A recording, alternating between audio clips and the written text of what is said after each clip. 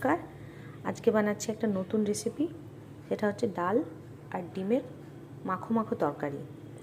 এবার সেটা বানানোর জন্য প্রথমে ডালটাকে আমি মুসুর ডালটাকে একটু ভিজিয়ে রেখেছিলাম।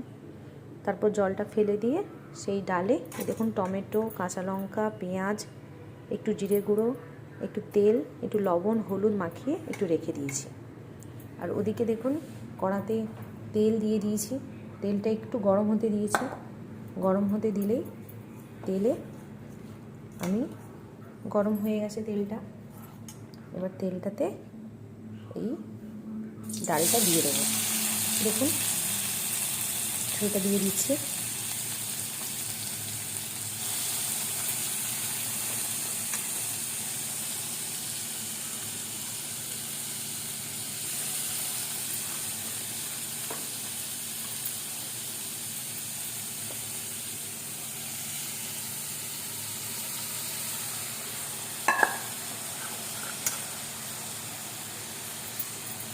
ডালটাকে একটু কষাতে দেবো।